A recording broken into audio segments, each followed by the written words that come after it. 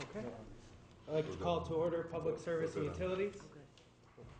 Our first item on the agenda is to award the bid and contract for electronic waste recycling, and Mr. Masick is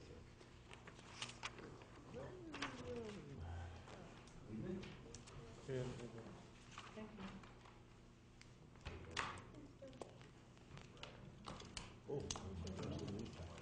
That's right.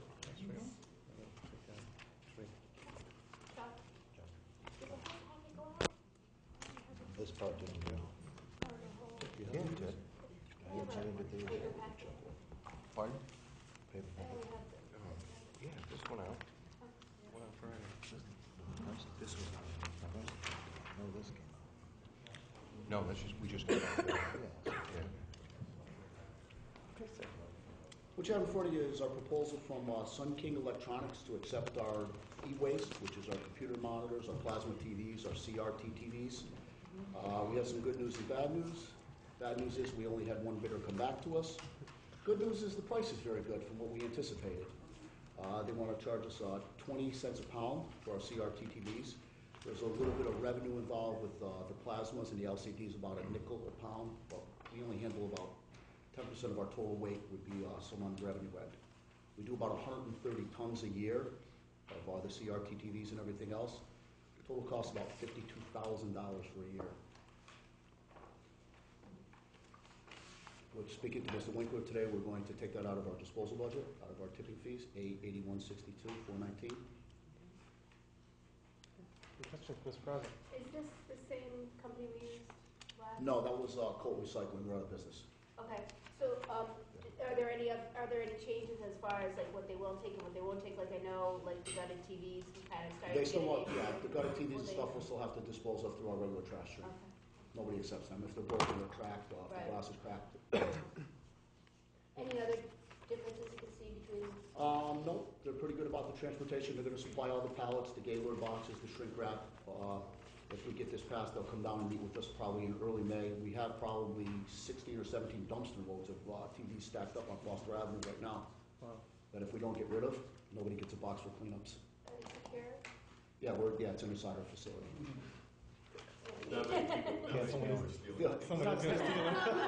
the guts out and then we can't recycle. It's already Right. That's my point. Business. Right, that was a problem That's that we my ran point. into back in, I believe, 2013, when people were actually stealing the components that were good Right. off Taking the good TVs. stuff. Right. Any other questions? Yes, I know that you said that we only got one bid, and I noticed that they're around, you see other municipalities or businesses doing this. And are they all using the same company? I'm just kind of curious as why we would have only gotten one. There's quite a few companies that are local. There's E-Lot in Troy and Pro-Lot. I went online and I looked at all of them, took a look at them. I don't understand why they didn't come back to us. Some of what I can read online, they were like at 28 and 32 cents a pound. I had spoke to the man that ran Colt Recycling before they went out of business. He told us they anticipate between 28 and 32 cents a pound. So 20 cents a pound is pretty reasonable for us. The other thing, it's mandated. We have to take it, correct? We don't have to take We it, don't have to but take if it's put on the curb, what are we going to do with it? We have to dispose of We it have to once we get dispose it. of it once we take it. Yeah, so. Any other questions? I'll move A second. All in favor? it. Aye. Thank you. The second item is a memorandum with Capital District Transportation Committee for a linkage study. Mr. Wallace, yes.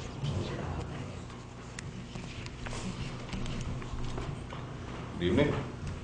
What this is like Councilman Ferrara said, a memorandum of understanding between the city and the Capital District Transportation Committee to go into an agreement to make the linkage study, which was awarded to the city earlier this year is a $75,000 linkage study, of which the city would be responsible for 20% or $18,750. The linkage study would bring in a consultant and partner with the CDTC staff to look at the update of our 2001 master plan for bikes and pedestrian in the downtown. We feel like this is going to be a very important study given the developments of Alco, the new bike path that is currently being developed between Maxon Road Extension going into the Stockade, some of the other things that we've seen in the development of downtown. So this is the first step in getting together and bringing a consultant on board and going forward with the study. Just one question. Yes. This study is primarily for downtown only? No, it's not primarily for downtown, but it's going to focus on downtown because that's where we've seen the most change. However, it is going to talk about, we have some interest, some of our partners is Schenectady County. They are doing some work on Broadway. We also have some interest in linking Upper Union Street and some of the others and trying to focus on what our corridors are in the city that we want to focus bikes on. We think that the previous study in 2001 could use a little bit of an updating because to get from Upper Union Street to downtown, it was taking you to Grand Boulevard, then through Knott, and then, it was kind of taking you through a tour of the city that we don't think is really was something that we'd want to focus on, but we do want to kind of link everybody together. But also, we're going to touch on bike share, which visited the city. It's not going to be a main portion of this because that's a study all to itself, but we're going to be looking at, the best ways to kind of link the city together. Thank you. Any other questions?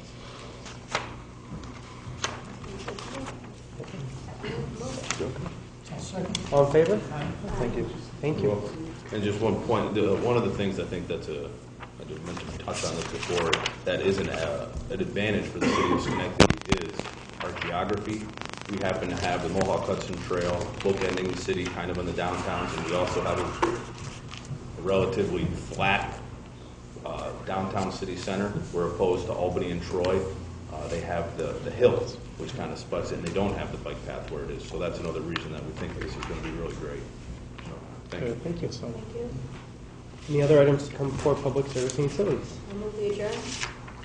All in favor? Aye. All right, I'll call City Development and Planning to order. First item is the revocable permit for Cousins Restaurant on Cary Street. Mr. Wallen again. This is a revocable permit for 1549 Cary Street. Is the former Rupsis Tavern. They were looking to new owner, Cousins Restaurant.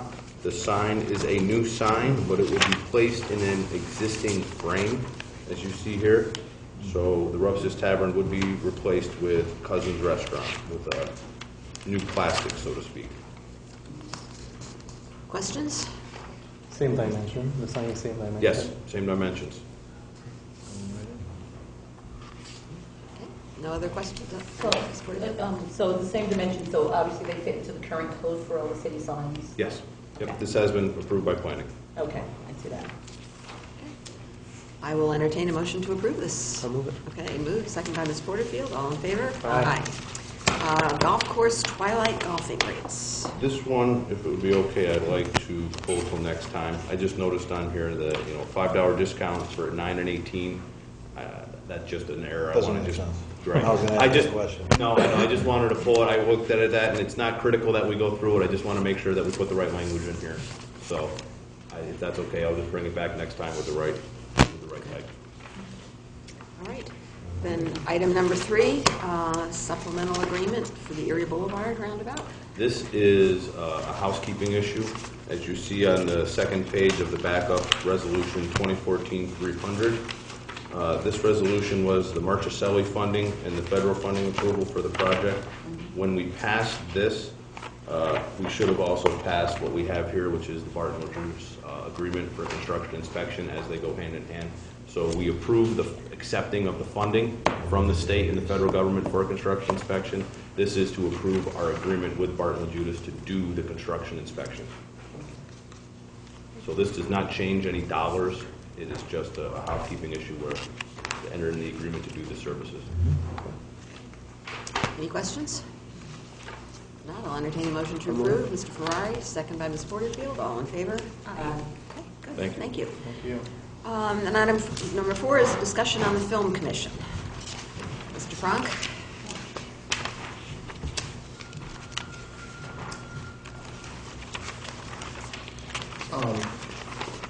Joe Piazza could speak more eloquently to this than I can, but what we are proposing is an idea of a 7 to 11 member board that will be appointed by the mayor and approved by the council with input from local the arts community. And the mission that they're asking for is promote, facilitate, and foster film, television, and the media arts industry in the city and county of Schenectady. And the idea is this would sort of be a one-stop that people can go to find out local sites, how to make connections, and also like how they do street closures or those kind of things. They would have the local-based knowledge to help them facilitate the shooting. And by doing it by resolution, it also allows us to go back and easier modify it because they have long-term goals, but they like to do fundraising, create a study, potentially even look for a larger office that they could help facilitate depending on what the need is. So this allows us to sort of help them officially get off the ground and then build more later. Good stuff. Questions? Yeah. No? All right, I'll entertain a motion. Mr. Porterfield? Second by Mr. Ferrari. All in favor? Aye. That was easy. Don't speak too soon now. Okay, we have ceremonial resolution for Karen Johnson. Ms. Porterfield, you... Yeah, this was on actually during Women's History Month, and then, there's a little bit of conversation about the content of ceremonial resolutions. Do you want to discuss that at all? We certainly can. Okay. This particular resolution was, as I said, for Karen Johnson during Women's History Month. And it was, it talked a lot about Karen Johnson. It wasn't just a generic ceremonial resolution. And the question came forth that it was just too much about the person that it was for. But I'm not sure I really understood that. So it didn't get through at that time. And so my opinion of ceremonial resolutions are they are for that specific purpose for that occasion. If that occasion is, it was Women's History Month, but the resolution itself was to recognize Karen Johnson during Women's History Month. So therefore, the resolution needs to have specific information about her having been the first female mayor and all the other things that she accomplished. So. So for that reason, for some reason, like I said, there was some question about the content of it. So I guess for me, I need some clarification on why there is a concern when it's too much information about a person when it's a ceremonial resolution for that, because I'm not really clear on that particular piece of it.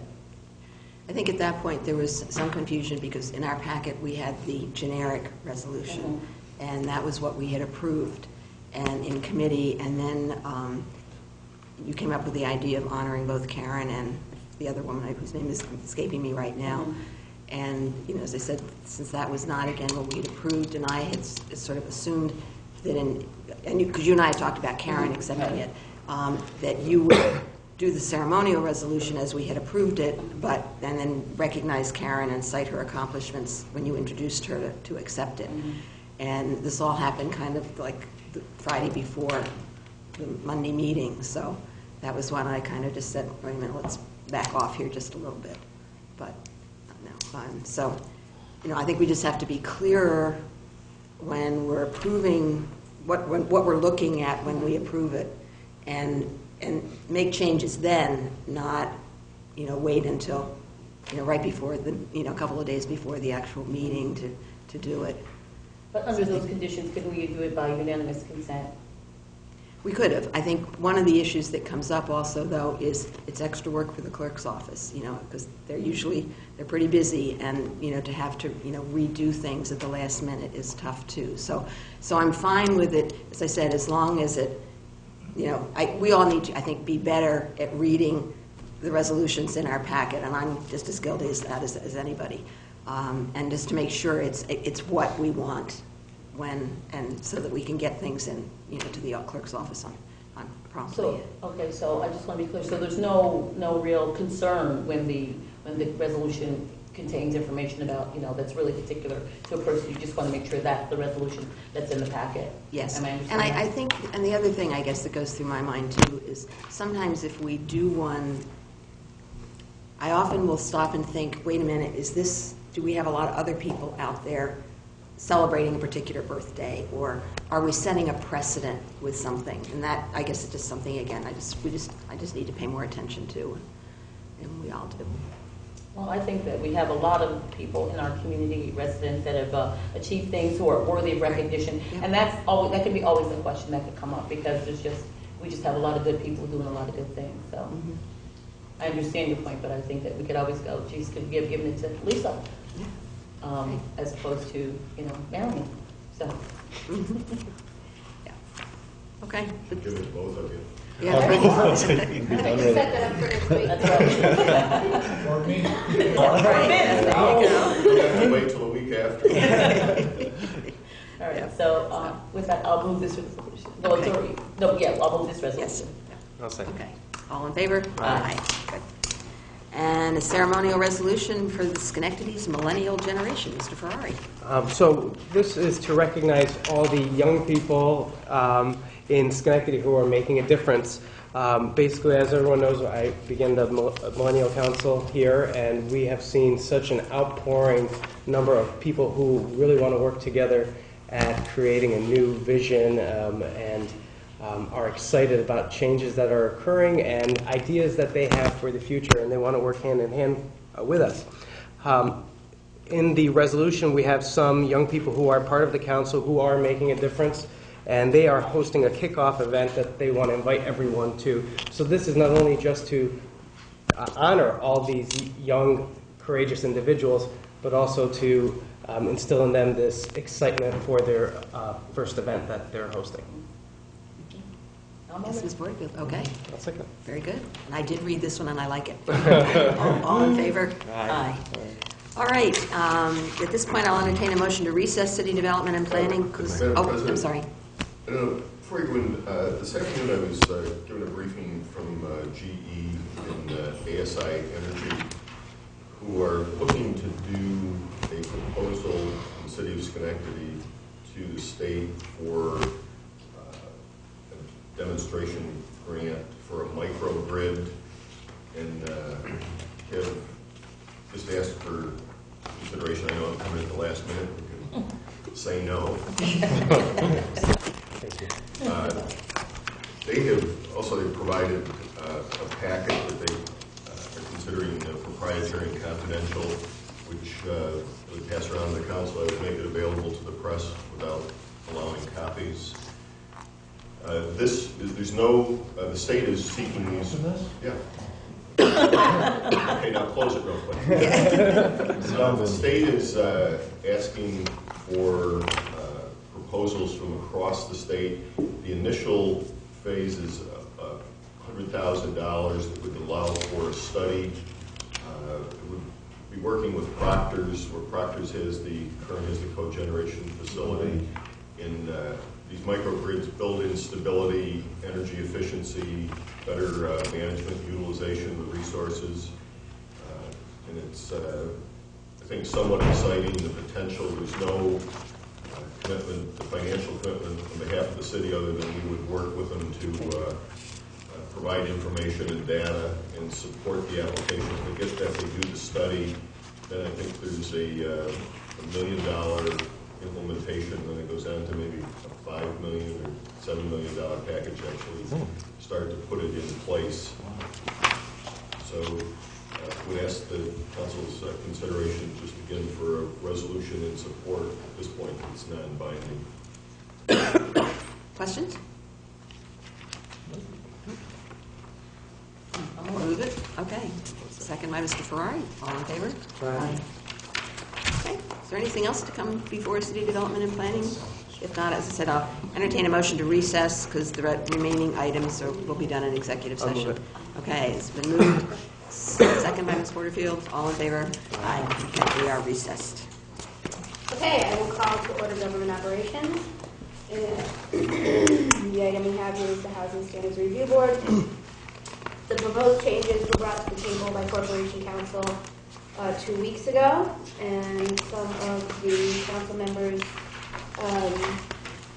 expressed that they would like to see some changes in what the Corporation Council brought to the table. So we put it aside for 2 weeks so those council members could come back with their suggestions. So I open up the floor to comments and suggestions at this time. Open up the table or for discussion of the committee or the committee. Yes, Just, Mr. Mujibur. Sorry I didn't get a chance to send my comments in, but I would like to see D1 and 2. I would like to see if we can add that back in to the resolution. Maybe tweak the word a little, but it would be nice if we can insert that back. Is that under appeals? Yeah. Under appeals? Yes, sir.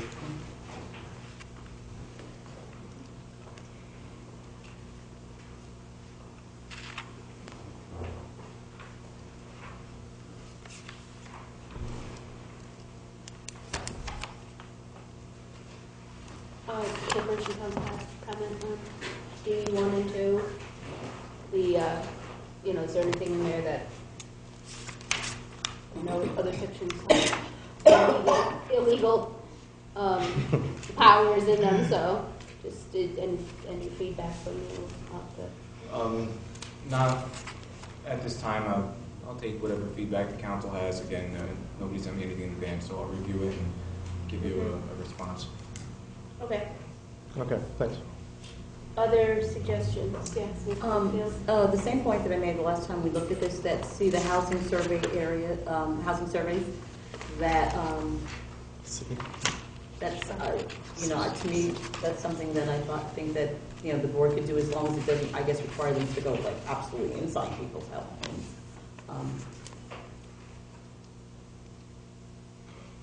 Okay. So we'll take a look at that. Other comments, suggestions? Yes, Mr. Riggi? I brought this up, I think, the first time we met, that I'd like to see on this board as far as membership, and all other boards, I think we should make a blanket, that anybody that serves is current on their taxes in the city of Schenectady. So under the membership section, which is 68-2.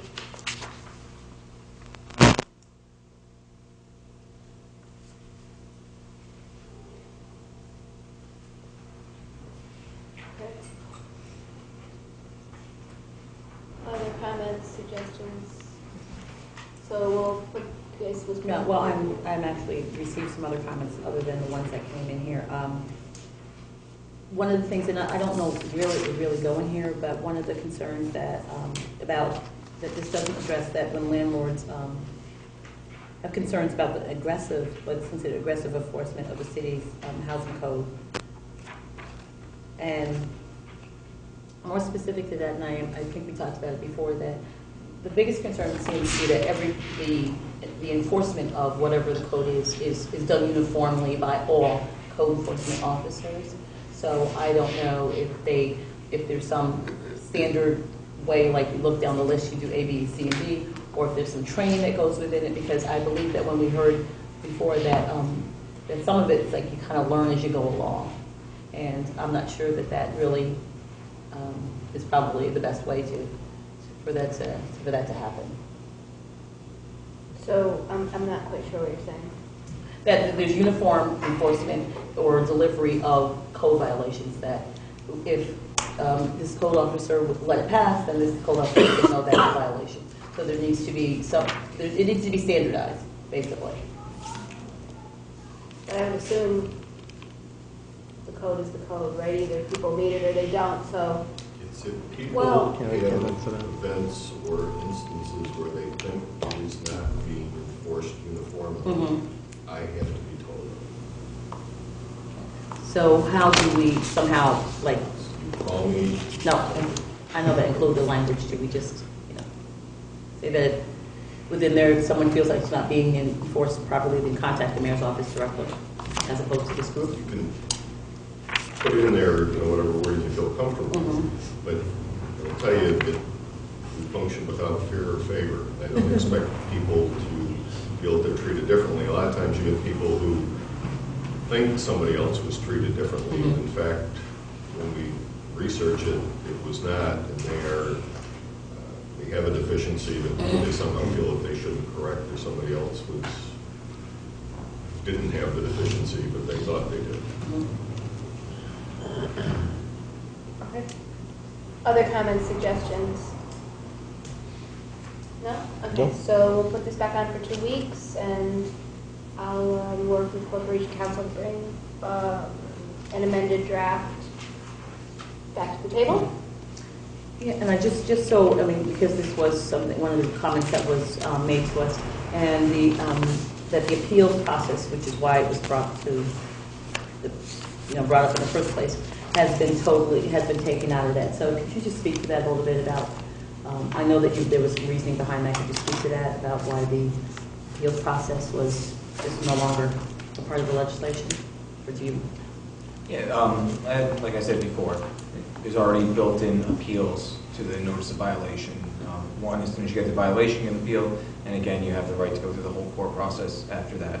So there's definite safeguards built into the system where if somebody doesn't agree that they are guilty of what's been alleged, then they can avail themselves of those safeguards. Okay. All right, very good. Any other business to come before governmental operations? Ask for a motion to adjourn. So, Second. Thank you. All in favor? Aye. Okay, call to order Health and Recreation. The first item on the agenda is the Ground Park lease agreement.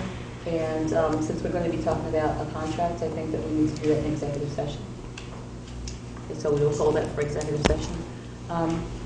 The next is I Love My Park Day on May 2nd. Mr. Fromm.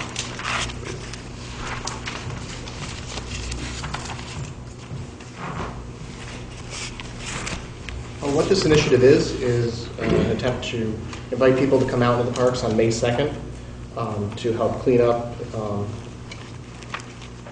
excuse me, 8 different parks within the city. This is a kickoff. This is building off of a program the state's had in the different state parks for the last, I believe, 4 years. And basically it's inviting neighborhood associations, churches, other organizations to come out, volunteer, and clean up beautification improvement projects throughout the parks and really enjoy one of the gems of the city's quality of life. Are there any questions? Ms. Wells? If people do want to get involved, should they bring their own equipment with them, like rakes and gloves and things of that nature? Whenever possible, yes, we're going to try to have some equipment available, but anything that they can bring with them would certainly be appreciated. The other thing is we've set up a page on our website, which is cityofschenectady.com/ilovemyparks.html, which has a spot of where the parks are. It has a map that shows where they all are and information on the hours that we're going to be in each park and a way for people to sign up so we have an idea of how many people are coming to each location. Mr. Ricky? Make sure for raking leaves, don't put them in black plastic bags and have a photographer take your picture. That should be in there. Okay, so we'll make sure that you only use long leaf bags, those paper ones. Any other questions, comments? But there are flyers out here on the... Yep, there's flyers out on the table. We sent out a letter to the neighborhood associations letting them know that this is taking place, and we've been working with the Recreation Advisory Commission to help promote this as, to go along with our general initiative on promoting the parks and the things going on in there. Great. Nothing to move, No. there's nothing to move. It's going to happen in the resolution. That's correct. Okay, well, thank you very much. Thank you. Thank Forward you. to it. Make sure you- Don't go away too far. Is there anything else to come before Health and Recreation? Okay. Make a motion to recess. Second. All those in favor? For recess. Thank you, and I'll bring together the Committee on Intergovernmental Relations and Mr. Frank. Resolution in support of a cooperative health insurance plan. This bill is sponsored by Assemblymember Steck. This would allow for cooperative self-insurance plans, which currently aren't available because the plans that currently exist cooperatively would require community ratings. So this would help spread the risk across municipalities. It would also allow for municipalities that currently couldn't self-insure because they're too small to be able to enter in. So it would just open up another option to us as well as other municipalities that don't have current access to self-insurance. Any questions on this? It's just going to be support of the resolution. Basically, what we're bringing forward is these next three items all together are items that we wanted to raise the attention of the Assembly and the Senate now that they've moved past the budget process. It's Right. important things that affect local government. And that's we'll move forward. Very good. All right, thank you. Any more discussion? No? Motion to move. Ms. Brazo, Ms. Ferrari, all in favor, say aye. Aye. Thank you. Second piece, abandoned property, Neighborhood Relief Act. This bill is often referred to as zombie legislation. It's led by the Attorney General's office. I think both Assemblymember Steck and Santa Barbara are co-sponsors of the legislation. What this does is it, earlier in the foreclosure process, informs the homeowners of their rights so that they don't move out too early and end up abandoning a property before they should in the process. It also changes the requirements on mortgage holders to maintain the properties earlier in the process so that they don't become vacant and abandoned during the delinquency timeline. And it creates a vacant and abandoned property registry that the Attorney General's office would maintain, which allows us to access information on these properties as we have issues going on. So it helps us with a major issue we see throughout different communities. You have your hello. Yes. Very good. Any questions or comments? Well, I'm really happy to see this legislation because I know that I do, and I probably all do, get calls from people who live next to these properties. While they're trying to maintain their property, there's one next door that's just going to ruin. So I think it's important that we do it, and it will be very helpful for our residents. And so, because they've been asking for some remedy for a long time. So. Because, again, I mean, the banks have just kind of like said, oh, well, we won't go all the way through, we just kind of like hang in limbo, so nobody's really responsible. And then the city ends up being responsible sometimes for taking care of it, so. Many times. Yeah, that is so correct. We've seen many buildings where the banks are not taking care of, and we're getting calls. Yeah. This issue came up last year with that Albany Street fire we had near Request. It was one of those properties that was abandoned because the foreclosure process started but didn't complete. Good job. This is All right. good. Good Very good. stuff. Any further discussion? Moved by Ms. Brazo, second Mr. Ferry. All in favor, say aye. Aye. Any opposed? Thank you. And one final piece, a resolution of support for the Streetlight Replacement and Savings Act. Mr. Franklin, again. What this will do is it authorizes municipalities to assume ownership rights of streetlights in order to upgrade to LED technology, which would lower the cost. It also create a less costly electric rate for LED lights. Currently, the issue we have is depending on whether you take ownership or not, we have issues with the way the rates are currently set. So it allows us to take savings by upgrading these lights. This is a first step. I think the mayor's looking at a lot of different technology advancements that I think would be helpful in this area. Again, it's just a support of the Yeah, current resolution. this is our support of state legislation that would have the Public Service Commission help resolve creating a better rate system for municipalities so that we can achieve the savings by switching to LED And lights. that's very important, no question about it. Any discussion? Did you say take ownership of the utility poles? Did you say that? One of the things that it allows for is a municipality to take ownership of the streetlights and then reduce the rate, but it also has creating a less costly electric structure based on using LED lights. I'll read Most of the lights now are owned by National National. Grid, and we pay a fixture charge for them. Right. Thus, they'd be calling us for a light being out, is that correct? Correct. Right. And that's the whole thing, does Who owns the assumes poles? the, Responsibility? some of the ones downtown, we own the poles where you have the decorative fixtures. The poles, the typical telephone pole throughout the city is either owned by Verizon or National Grid, so there's different ones, and the lights end up placed on those, and so you pay a pole rental charge if you affix a line to it or a piece of equipment. But the problem is the rate structure does not take into account the high efficiency LED lighting, and as a result of that, there's no incentive for municipalities really to do the conversion where you could save money and also just be more sustainable in utilization of less electricity. It's brighter lighting, too. Correct. No The question lighting about can that. be more Brighter, yeah. adaptable to different circumstances. Yeah. Yes, Ms. Murphy? So if there's damage to the pole, is that is also the city's responsibility, where right now it might be National Grid or Verizon? Depends on what pole it is. If it's a pole downtown, one of the decorative ones, we're responsible for it. If it's a telephone pole that's owned by Verizon or National Grid, they They would, would still be the same. right. Okay. Yeah. And one of the options this legislation calls for is creating a less costly energy rate where the public service or public utility would still maintain the street light. All right. That was my concern. Very good. And again, we appreciate all the service you've been doing and all the follow-up. I think it's some good stuff that we're working together. Moved by Mr. Brazel, second by Ms. Ferrari. All in favor, say aye. Any opposed? Thank you. Anything else to come before intergovernmental relations? First, second by John. All in favor, aye. And we are adjourned. I'll to order claims, ask for a motion to go into executive session. So moved. Second. All in favor? Aye. Aye.